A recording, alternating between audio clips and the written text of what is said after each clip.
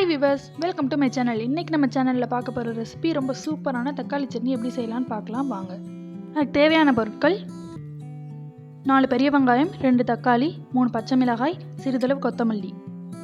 பேனை ஹீட் பண்ணிவிட்டு அதில் 3 டீஸ்பூன் தேங்காய் எண்ணெயை ஆட் பண்ணிக்கிறோம். எண்ணெய் காஞ்சதும் நறுக்கி வச்சுருந்த 4 மீடியம் சைஸ் பெரிய வெங்காயத்தை ஆட் பண்ணிக்கணும். அதில் 3 பச்சை மிளகாயை சேர்த்து ப்ரௌன் கலரில் வர வரையும் நல்லா வதக்கி எடுத்துக்கணும்.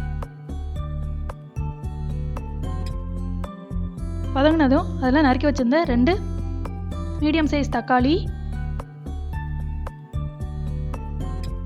சிறிதளவு கொத்தமல்லி எல்லாத்தையும் ஆட் பண்ணி நல்லா வதக்கிக்கணும். அதில் தேவையான அளவு உப்பு ஆட் பண்ணிக்கணும்.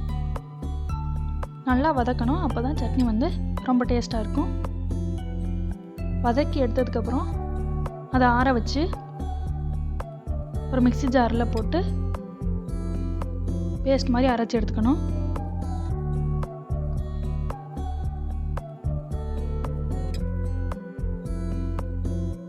அரைச்சி எடுத்ததுக்கப்புறம் தாளிக்கிறதுக்காக ஒரு பேனை ஹீட் பண்ணிவிட்டு அதில் 1 டீஸ்பூன் தேங்காய் எண்ணெய் சேர்த்துக்கோங்க.